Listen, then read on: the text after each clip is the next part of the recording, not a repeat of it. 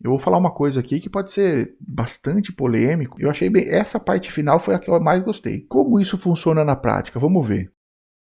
Olá pessoal, bem-vindo a mais um vídeo aqui no canal. Hoje eu estava dando uma olhada nas notícias e achei essa reportagem aqui bastante interessante, falando sobre modelos de preparação para guardar dinheiro. Eu achei muito legal essa reportagem e aí eu decidi trazer aqui para a gente dar uma discutida sobre essas várias estratégias que mostra essa reportagem aqui. Mas antes da gente começar, não se esquece, já deixa o seu like aí, se inscreve no canal, ativa o sininho das notificações e vamos lá para o vídeo. Então essa reportagem ela traz uma coletânea de estratégias para guardar dinheiro, como uma maneira de preparação para a aposentadoria. E aqui ela fala que os principais métodos de planejamento, tanto para viver bem, quanto para reduzir o seu trabalho ou até parar de trabalhar. Aí vai depender um pouco da idade, vai depender um pouco do valor ao qual a gente consegue poupar nesse período, mas a parte legal é que ela traz várias estratégias, vários tipos de planejamento diferente, todos em uma reportagem só. Então isso foi bem legal. Então aqui a reportagem já fala que a aposentadoria é bem diferente de INSS e que a reserva financeira pode te garantir liberdade para escolher como viver. Isso é legal, né? Então não é só o fato de você se aposentar, e sim é você ter a liberdade financeira. Na verdade, liberdade financeira é um conceito bem deturpado, mas ele te dá uma certa liberdade para você escolher como viver. Existe uma diferença entre você conseguir se aposentar por investimentos, ou seja, você conseguir se aposentar antes da data prevista, e a liberdade financeira. O conceito de aposentadoria é quando você tem o recurso suficiente de renda que consegue pagar os seus custos mensais. Isso é aposentadoria. Liberdade financeira é quando você não se preocupa mais com dinheiro. É um passo além. Ou seja, isso quer dizer que você não se preocupa mais. Você pode simplesmente ficar viajando o ano inteiro, para sempre, e nunca mais se preocupar com dinheiro. Então, a aposentadoria é você ter os seus custos pagos pelos seus investimentos. Liberdade financeira já é um passo bem além, tá bom? A aposentadoria você consegue de uma maneira mais fácil, através de investimento. Liberdade financeira já é um pouco mais complicado. A gente está trabalhando aqui com a aposentadoria, tá? Se livrando do INSS. Então, a partir da hora que você tem uma boa reserva financeira, aí você decide se você vai querer trabalhar menos ou simplesmente parar de trabalhar. Lembrando do conceito de aposentadoria por investimento e liberdade financeira, tá bom? Então aqui a reportagem traz que tem gente que quer continuar ativo, mas que os gastos costumam aumentar. Então aqui ele fala que o custo de vida para uma certa idade, né, a idade aqui da aposentadoria, já sobe entre 20% e 30%. Significa então que uma pessoa que tem aí um custo mensal, tô chutando, tá bom? Um valor de R$3.000, essa pessoa vai começar a gastar então em torno de R$3.900 a R$4.000 no novo modelo dela aqui de aposentado. Ou seja, eu coloquei aqui um valor de 30%, tá bom? Então, se o custo de vida da pessoa ou do casal, da família, sei lá, é de R$3.000, a gente pode fazer com 5 também, tá bom? Vamos lá, 5.000 vezes 1,3, que é 30%. Esse custo de 5.000 mensais, ele sobe para 6.500 depois de uma certa idade, por conta das mudanças na vida. Até aqui ele deixa bem claro que é principalmente devido ao envelhecimento e as mudanças na rotina. Então, a gente deve começar a poupar o quanto antes, mesmo com o valor baixo. Essa parte do valor baixo, eu até já cheguei a comentar em alguns outros vídeos atrás, que a hora que você começa, mesmo você começando com pouco, o seu cérebro começa a aceitar aquilo e em pouco tempo a gente está começando a guardar um valor bem relevante. Aqui ele fala de um exemplo como o tempo pode ser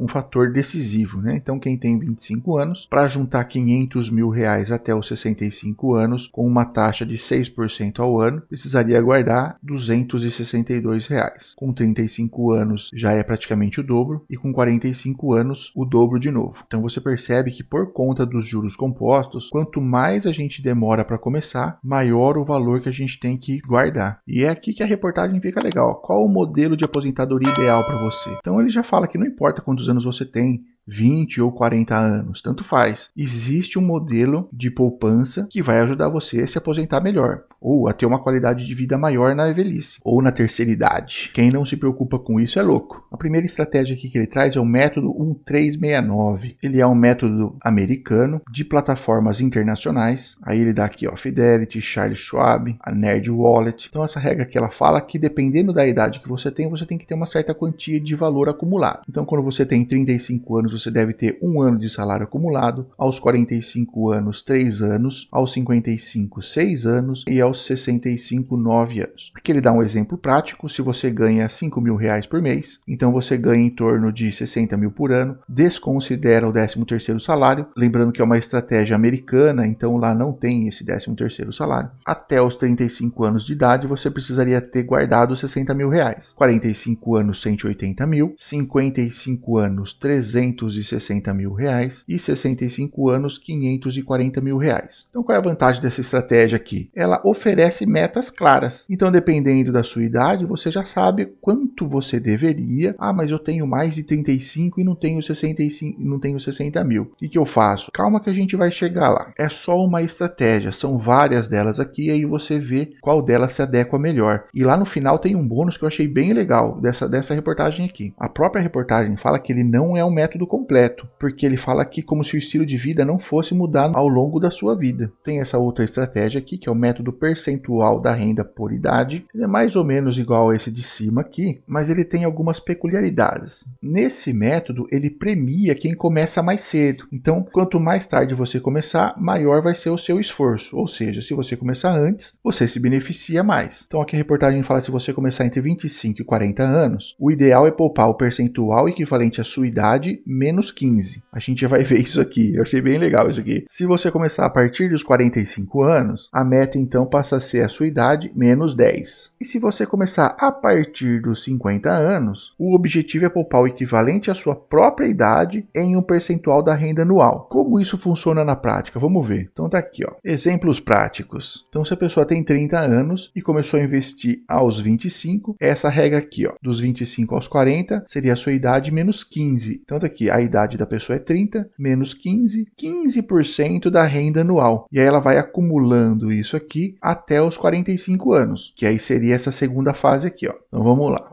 Vamos supor que a pessoa está lá nos 5 mil. Ela tem que guardar 15% da renda anual. Só que é lógico que ela não vai guardar tudinho de montão no fim do ano. Ela vai tirando mês a mês para chegar lá nos 15%. Então, 5 mil vezes 15%, ela vai guardar aí por mês R$750. Isso aqui seria 15%. Mas se a pessoa já tem 45 anos e está começando agora a investir, o que ela vai fazer? Ela vai entrar nessa regra aqui, ó. 45 anos é a idade menos 10. Então, 45 menos 10, 35% da renda ela vai ter que acumular. Você percebe que cada vez mais vai punindo quem quer começar mais tarde, porque lá no final o valor tem que ser o mesmo. Quem começou com 20, 45 ou depois dos 52, no final do jogo o valor tem que ser o mesmo. E para que o valor seja o mesmo, quanto mais velho você tiver, mais você vai ter que se esforçar. Por isso que todo mundo fala, quanto antes você começa, melhor. E aí por último, quem já passa dos 50 anos deve acumular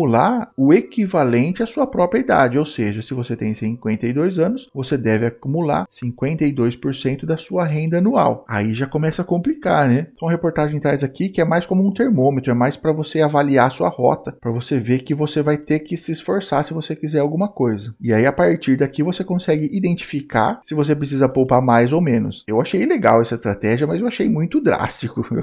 35%, para quem não começou ainda a guardar 35% assim de cara, eu digo que para quem tá olhando isso aqui e nem começou ainda, o pessoal vai falar assim, meu, isso aqui é impossível, eu já vou desistir antes de começar. Isso aqui é um pouco perigoso até. Esse outro método aqui, ele já fala em porcentagem de renda, uma porcentagem simples, independente da sua idade ou não, ele vai falar para você poupar uma certa porcentagem. A gente até viu isso aqui no outro vídeo que a gente fez lá do 50, 30, 20, do método de investimento, que seria 50% para gastos mensais, 30% para lazer e 20% para investimento. Ah, mas eu não consigo lidar com 50%. Lembrando que o nosso salário, ele é 100%. Não importa a configuração que você faça aqui, essa soma tem que dar 100. Então, se você gastar mais aqui nos 50, vamos supor que você fala assim, para mim aqui precisa ser 60. Um desses outros dois aqui vai sofrer a consequência. Da onde você vai tirar? Dos seus investimentos ou do lazer? Isso é você que tem que decidir. Eu vou sempre beneficiar o meu investimento e vou tirar do lazer. Isso no meu caso. Se alguma coisa der errado aqui, eu vou tirar daqui, o meu investimento eu não mexo. Tanto é que eu já separo ele primeiro. Mas voltando aqui para o método, ele fala aqui que recomenda poupar entre 10% e 20% da sua renda líquida. A gente precisa lembrar que todos os cálculos precisam ser sobre a renda líquida e não sobre aquilo que está no Olerite. Aquilo lá não vale, tá? Esse é o método que eu mais gosto, porque em pouco tempo você começa, por exemplo, a gente começou com 5%, né? Mas vamos supor, você começa com 10%, aí você passa para 15, 16, 17, 20, 21, 25, 30. Quando você for ver, você já está guardando quase 50% da sua renda. Lembrando que desses investimentos aqui, isso eu estou falando para quem tem um salário ali na média. É lógico que quem ganha 20 mil reais por mês, se o cara gastar 5, ele consegue guardar 80%, 75% do salário. Mas estou falando aqui para gente aqui que está ali na faixa 3, 4, 5, 6 mil reais, tá bom? Então aqui ele fala que se você tem 25 anos e ganha 3 mil, você pode começar guardando 10%, que dá 300 reais. E se você é um pouco mais velho, você pode guardar um pouco mais, que aí no caso daria 600 reais. Eu acho essa estratégia aqui um pouco mais simples mesmo. É entre 10% e 20% e pronto. A gente tem outra estratégia aqui que é 80 menos a sua idade. É a regra aqui do Gustavo Cerbasi, onde ele fala lá no livro Investimentos Inteligentes. E ela traz meio que uma receitinha de bolo aqui, para que conforme a sua idade, a sua alocação de carteira não esteja toda em renda variável ou toda em renda fixa. E qual é a lógica por trás? Então, quando você tem menos idade, quando você é mais novo, você pode assumir um pouco mais de risco e garantir um crescimento maior no longo prazo. E depois que você já tem uma certa idade, você vai diminuir o risco e aumentar a segurança em renda fixa. Então, a ideia aqui é essa aqui, ó. Se você tem 30 anos, a regra é 80 menos a sua idade, então seria 80 menos 30, que seria a idade. O resultado seria a porcentagem em renda variável, então 50% em renda variável. E ao mesmo tempo, aos 50 anos, pelo mesmo cálculo aqui, então a gente teria 30% só em renda variável. Os outros 70% estariam na renda fixa. Eu acho que isso aqui vai depender um pouco do estilo de investidor. Eu não sou muito chegado em renda fixa. É lógico que eu não tenho 50 anos, mas até os grandes investidores como o Barsi ou até outros investidores fora do Brasil, o Buffett, Ray Dalio, essa galera aí. Tudo bem que agora o Buffett tá com um caixa monstruoso lá, mas normalmente essa galera tá 100% em renda variável.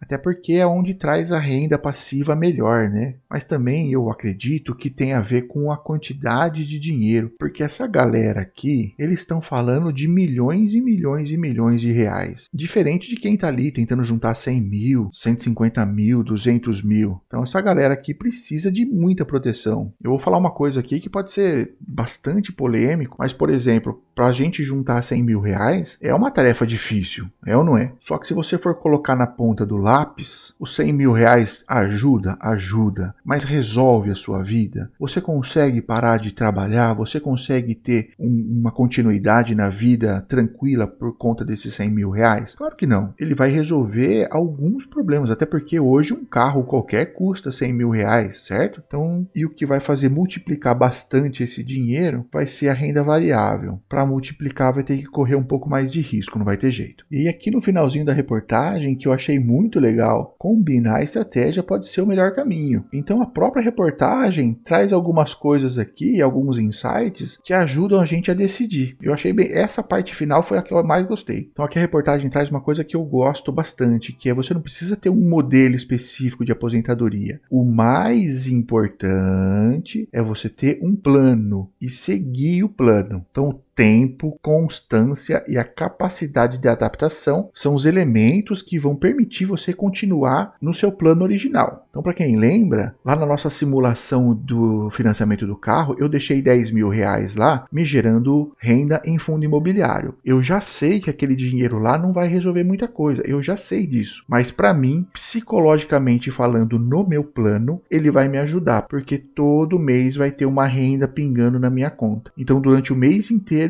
o meu banco me manda notificações falando assim, olha, boas notícias, está chegando dinheiro na sua conta hoje. Isso me anima. Então, o que vai conseguir me deixar no plano é aqueles 10 mil reais me gerando uma renda ali de 95, 100 reais por mês. É isso que vai me fazer permanecer no meu plano. É um plano simples, mas eu preciso daquele dinheirinho lá pingando. E aí o resto é tempo e constância. A capacidade de adaptação vai ser dependendo do que acontecer na economia. Eu posso mudar uma coisinha ou outra nos nossos aportes, mas muito pouca coisa. Então aqui a reportagem fala que o recomendado seria combinar os métodos e ir ajustando. Então ele dá um exemplo aqui, ó. Vamos lá. Ele começa aqui, ó, com a regra dos percentuais simples. Qual é essa regra aqui? Lembra dela? É aquela regra dos 10 a 20%. Então você começa com 10 a 20% e aí conforme vai passando o tempo, você vai aportando mais. Sem ter nada disso, foi exatamente como a gente começou. Só que a gente não começou com os 10% que mostra aqui na reportagem, a gente começou com 5%. Então a gente começou exatamente assim.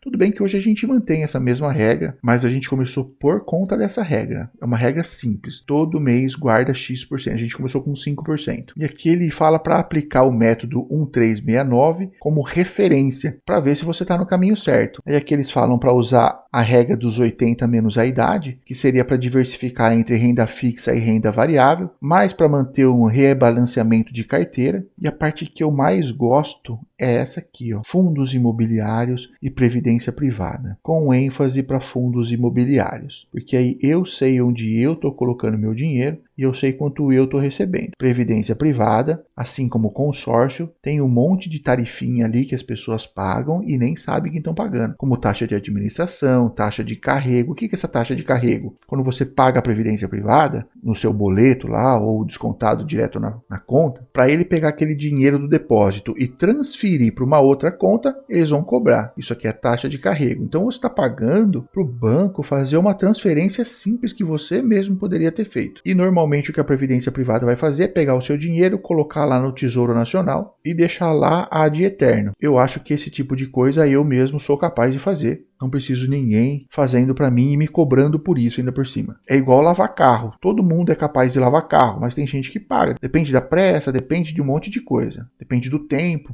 Eu prefiro eu fazer o depósito, porque é simples, é bem mais simples do que lavar o carro. O carro eu prefiro pagar. E você, prefere fundo imobiliário ou previdência privada? No demais é isso, galera. O que você achou desse vídeo? Você gostou, não gostou? O que você achou dessas estratégias? Deixa aqui no comentário. E antes de ir embora, não esquece, deixa aí o seu like, se inscreve aí no canal, ativa o sininho das notificações e a gente se vê no próximo vídeo.